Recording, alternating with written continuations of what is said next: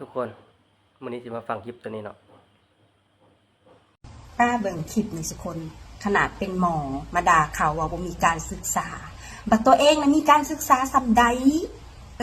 เป็นฮอดแพทย์ฮอดหมอยังมาด่าคนอันนี้ก็พฤติกรรมหนึ่งที่แบบว่ามักเหยียดคนลาวมักดูถูกคนลาวมีการศึกษาบ่จังสั่นจังซี่เพิ่นเว้าหั่นนะคนไทยบางกลุ่มก็นิสัยดีรู้จักนอบถ่อมตนมีมารยาทคนไทยบางกลุ่มกะมักดูถูกคนลาวเหยียดคนลาวอย่างเซนคุณหมอคนนี้หรือว่าผู้ชายคนนี้มากระใส่เลยด่าเลยบริเวณบอลจอดรถคืออยู่เมืองลาวได้บริเวณคืออยู่ประเทศตัวเองได้ด่าเขาสารพัดสารเพว่าเขาบ่มีการศึกษาตัวเองมีการศึกษาสำใดเป็นถึงแพทย์ถึงหมอแต่ไปหาด่าคนแบบนี้บัดพ่อเขาจะคลองไปเบิ่งว่าข่อยมีหน้าอยู่ในรถเป็นคนพิการได้ผัดบ่ไปปัญญาหนีพันแหลมขึ้นรถคืออย่างหนีเห็นอย่างผู้บอกสิ่งที่ตัวเองว่าใส่เขานะเขาเสียเปรียบเรียบหนาได้คนทั้งบิ๊กซีเขากระเนมเบิ่งผู้หญิงลาวคนนั้นแล้วก็ไล่ถ่ายวิดีโอเพิ่นเนาะ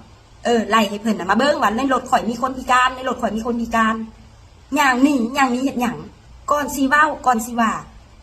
เจ้ากับควรจะถามเขาว่าในรถเจ้ามีคนพิการบอนุ่นนั่นนี่เจ้าคือบ่ถาม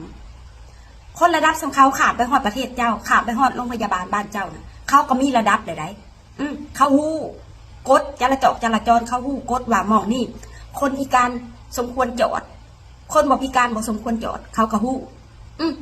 เขาไปตลอดประเทศไทยบ้านเจ้านะเขาจนฮู้ทุกซอกทุกมุมแล้วเป็นบางคนที่เขาบ่ฮู้เด้อบ่าวเด้อมื้อหน้าก่อนสิจะเว้าหยังกะให้เกียรติซึ่งกันและกันแน่คนเฮาก็เป็นมนุษย์มนาคือกันบ่ว่าเป็นคนไทยคนลาวคนไทยบางกลุ่มนี่มักเหยียดคนลาวมักดูถูกคนลาว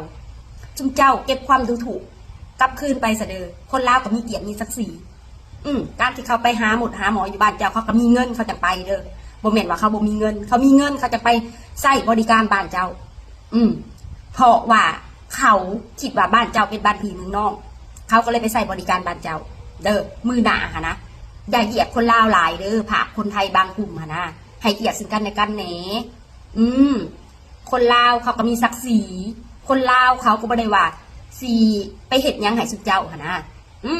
อันนี้ก็เว้าโดยเฉพาะยาลามเนาะเว้าโดยเฉพาะโจจงผู้ที่เขาเว้าให้เนาะ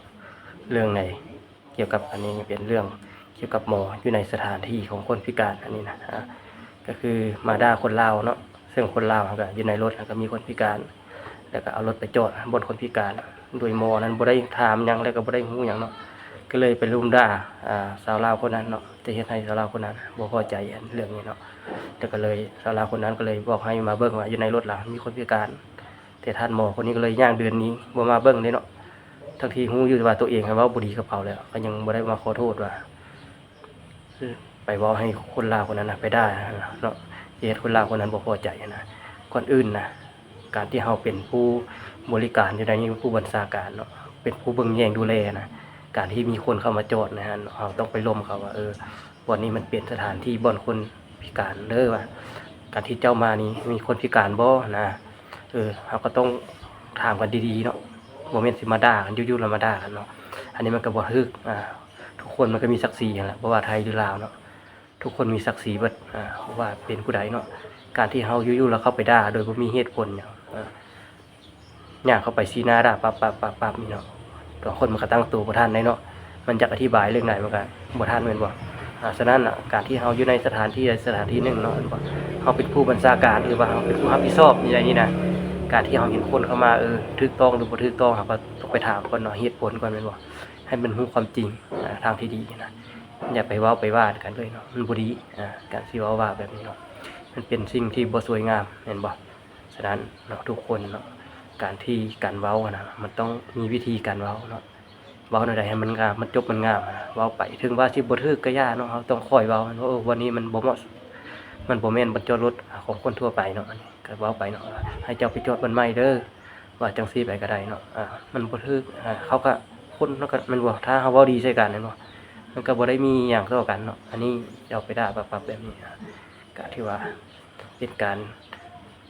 ดูถูกเสียดสีคนเนาะศักดิ์ศรีคนนะก็ให้ทุกคนต้อง มีสติในการเว้าเรื่องนั้นเนาะ